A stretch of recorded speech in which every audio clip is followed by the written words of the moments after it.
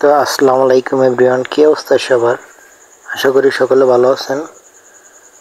আপনাদের জন্য এই ভিডিওটা করা, আর যারা এই ভিডিওটা ক্লিক করছেন অবশ্যই আপনাদের এই সমস্যাটা হয়তো হয়েছে বা হইতেছে বা হয় নাই জানার জন্য, জানিয়ে রাখলে অনেকটাই ভালো। তো এই জন্য আর কি ক্লিক করছেন।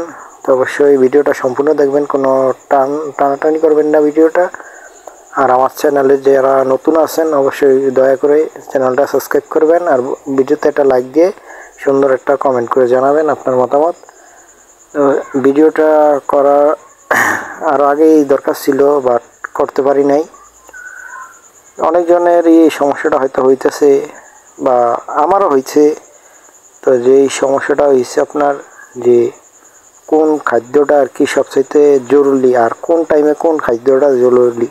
ধরেন যে সংখ্যা বাচ্চা তখন খাওয়াইছেন একরকম, তারপর আরেকটু বড় হয়েছে তখন আরেক রকম, এখন ডিম দিতেছে তখনকার খাবারটা দরকার ওই রকম আর কি। খাবারের পাশাপাশি আপনাদের ওষুধের দরকার আছে, যে খাবার খাওয়াইলেই তো আর হইব না, ওষুধও লাগবো। আপনার যেই বাচ্চাগুলো আছে, যে এই যে আপনার অনেক মানুষই আছেন যাদের কোয়েল পাখির খাবার খাওয়াইতেছেন না, এই সোনালি স্ট্যাটাস মুরগির একটা আদার আছে, ওই আদারটা খাওয়ান পাখিরে।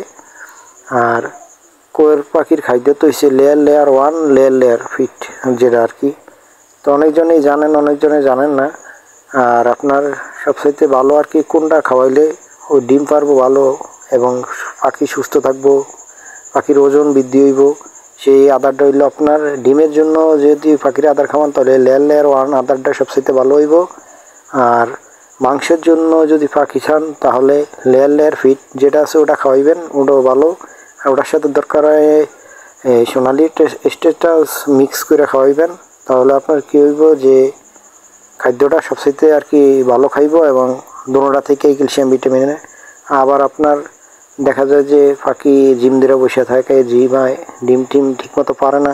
তার সমস্যা একটাই হইতে পারে, আপনার দেখবেন পাখিরে ধরে যে পাখির শরীর গরম কিনা, তারপরে পাখি কি নাক মুখ দিয়ে পানি বেরোয় কিনা, তাহলে মনে করবেন যে পাখির আর কি ঠান্ডা এবং আপনার জ্বর আছে।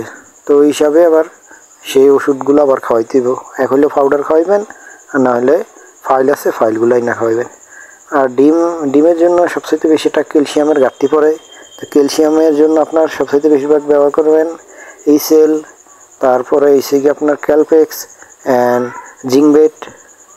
তো এই সমস্ত ওষুধগুলো ব্যবহার করবেন, তাহলে আপনার ধরেন যে ডিমের কোনো সমস্যা কোনো ঠিকমতো পাইবেন, ডিম পাইবেন এবং আপনার লাভজনকটা বেশি থাকবো।